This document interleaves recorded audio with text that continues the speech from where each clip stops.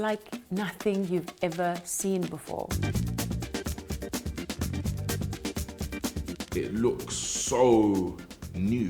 The fashion is amazing. I must say, the fashion, the hairstyles, the makeup. It's incredible, man. This is gonna be like a primetime thing and it's Afrocentric. It's mad. What we've tried to do, which is so great, is take African fashion and fast forward it and see where we would have been at if this was the status quo fashion of the whole world.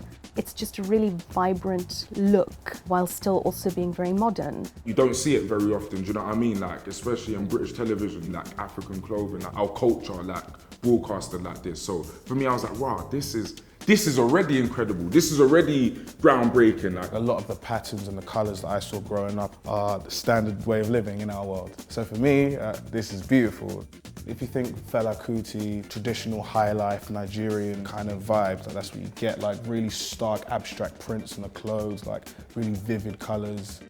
I went back in history in Africa and I pulled my research from vintage pictures that I found so that I could be true to what we're doing and bringing everything from the vintage looks to very modern, very funky current looks, which has been an amazing journey. The best things are like the tiny things, having this print instead of it just being like light blue satin or something. A three-piece suit with African print, being inspired from like different tribes or ancient tribes across like African history, like the Mandinka warriors is what have inspired the tail at the back.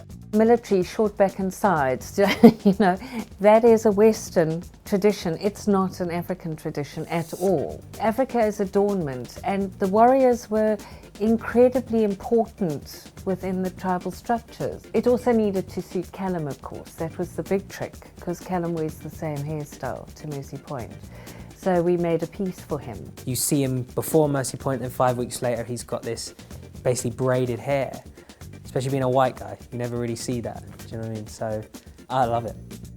We wanted to make sure that both the crosses and the noughts had some kind of unity across what they were wearing. So it wasn't that noughts would wear something entirely different from crosses. We always wanted to make sure that the noughts were operating in a cross-culture dominated world.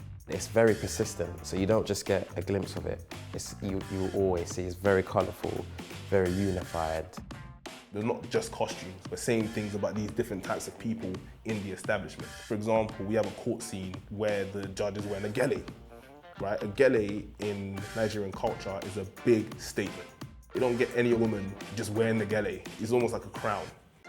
It's the first time I've been on a show where my type of beauty is celebrated.